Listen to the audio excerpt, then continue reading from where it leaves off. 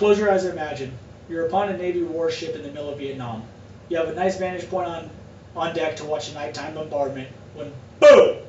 Without warning, the deck cannon next to you fires. The intense concussion sends you flying overboard into the South China Sea. Hi, my name is Jay Weber, and during my time in conducting captivity training, I learned the story of Douglas B. Hagdahl III and how he was able to survive captivity and return with honor. In order to fully understand the story, you must look at Hagdahl's life in three parts: pre-capture, conduct in captivity, and actions after release. So, you might be asking yourself who Doug Hagdahl is. Hagdahl is a stereotypical farm boy born and raised in Clark, South Dakota. He had a normal childhood, but he had an intense sense of patriotism. In the article The Incredibly Stupid One by Richard Stratton, Hagdahl is quoted as saying, "When your country calls, you answer." And with this mentality, in 1966, he joined the Navy, was assigned to the USS Canberra, and on 6 April 1967, he was sent overboard, stuck treading water in the South China Sea for 12 hours until a Vietnamese fishing vessel picked him up and turned him over to the enemy.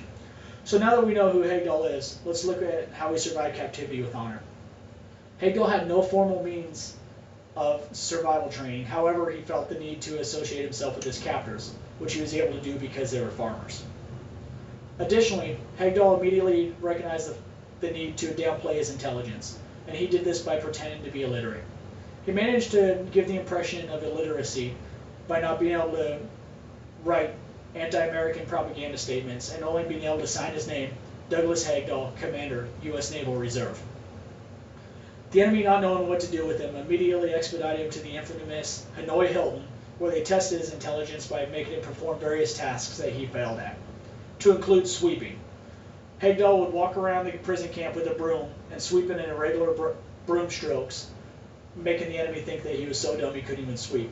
However, what he was actually doing was sending a secret messages to fellow prisoners through the use of a locally developed code similar to Morse code. The enemy thought he was so dumb that he didn't need to require guards. So Hagdahl was able to use this to his advantage by sweeping up piles of dirt, picking them up, and putting them in the gas tanks of vehicles. Hagdahl is credited with destroying 5 vehicles in his time in captivity. Seeing the potential value of Hagdahl, senior ranking officers immediately put him to work.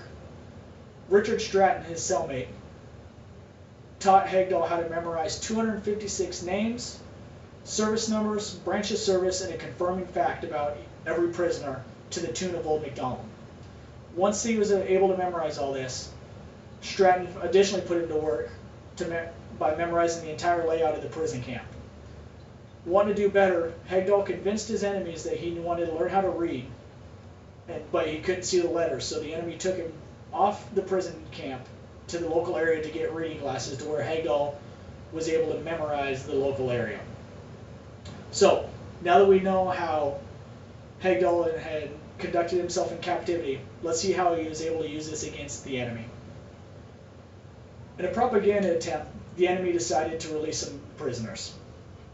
And seeing that Hagdahl was the incredibly stupid one and having no intelligence value, they wanted to release him.